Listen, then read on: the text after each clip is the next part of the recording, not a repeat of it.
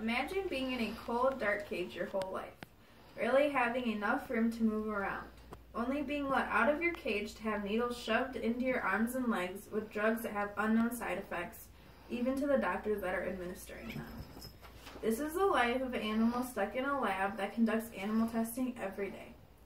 What if I told you that animal testing isn't as effective as it used to be and can be stopped? It is important to stop animal testing because there are now better ways to test products and find medical cures with today's technology.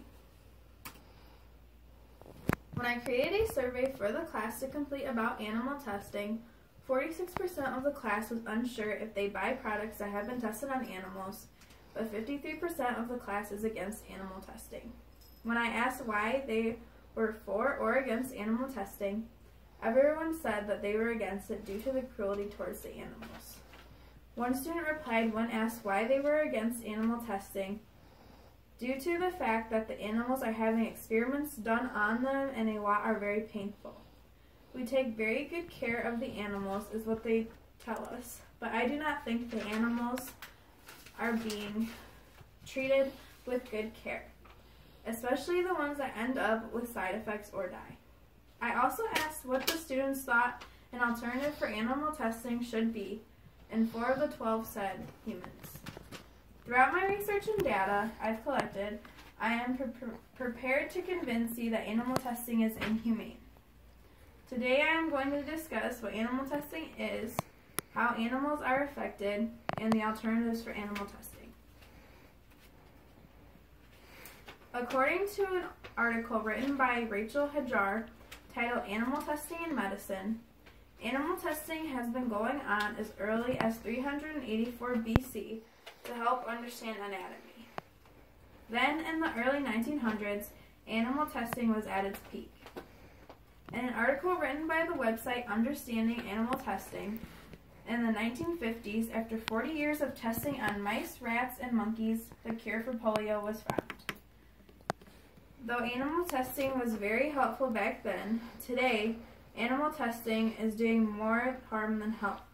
From that same article, it explains that by 2002, animal testing worldwide has reportedly fallen to just 480 cases a year, compared to the 350,000 cases solved in 1988.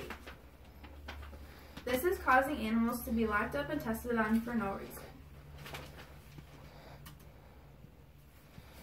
In an article titled Animal Testing is Bad Science, 92% of the drugs that pass preclinical trials, including animal tests, fail to proceed to the market. In another article titled The Flaws and Human Harms of Animal Experimentation, the failure rate of animal testing is 96%. This means 96% of animals are going through pointless, painful experiments. In an article titled Cosmetics Tests That Use Animals written by the Humane Society, they explain some of these painful experiments that animals go through. One test is an acute oral toxicity. This is when the test substance is forced down a rat's throat using a feeding tube. They can experience convulsions, bleeding from the mouth, seizures, and death. One of the most common tests done to rabbits and rats is testing for developmental toxicity. This is when a pregnant female is exposed to the substance starting at the beginning of pregnancy and continuing throughout. They are then killed before they are expected to give birth. Their dead pups are then extracted and examined. In another article written by PETA, they discussed what a person saw when they went undercover to the University of Wisconsin. It was revealed that they were drilling holes into cats' skulls and implanting electrodes in their brains and putting steel coils in their eyes. The cats are then deafened and killed. The majority of these cats were bought from an animal shelter. Even dogs, a man's best friend, do not get away from animal testing. At the Professional Laboratory and Research Services, a testing laboratory, dogs spend years in their cages, used for tests where they were infected with worms for future studies repeatedly. They endure oozing sores, abscessed teeth, and infections without receiving any medicine. After PETA investigated this company, they were shut down. In an article written by Stephanie Glenn titled Animal Testing in the United States, she explains how she had a friend that was an animal experimenter.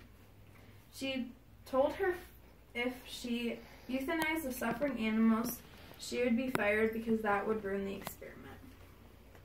Animal testing is not supposed to be this way.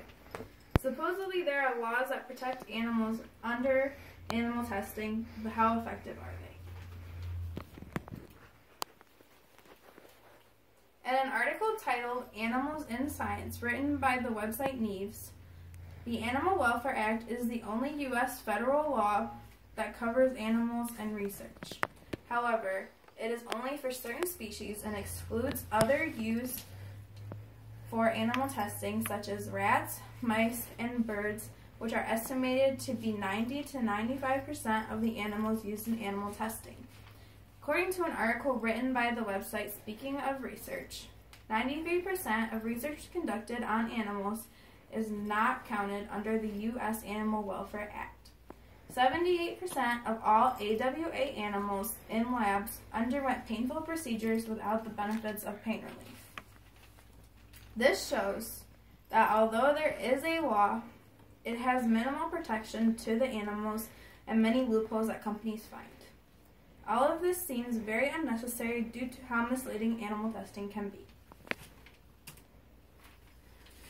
In an article written by Aisha Akhtar titled Top 3 Ways Animal Testing Hurts Humans, she explains cases where the information from animal testing affects people differently. In one case from March 2006, 6 human volunteers were injected with TGN 1412, and within minutes, the test subjects were on the floor screaming in pain. Several of them suffered permanent organ damage. TGN 1412 was injected into mice, rabbits, and chimpanzees, and the animals remained healthy. From that same article, a medication for hepatitis B was created that passed animal testing, but in the clinical trial, killed 5 out of the 10 people. This shows that animal testing is not the most accurate form of testing in today's society. There are now better alternatives for animal testing that cause no harm to anyone. In an article written by Live Science, they write that in 2011, the Institute of Medicine concluded that there was no current need for any more animal research. Instead, with today's technology, there are more than enough alternatives. According to an article written by Neves, there are many alternatives to replace animal testing. One example could be in vitro testing.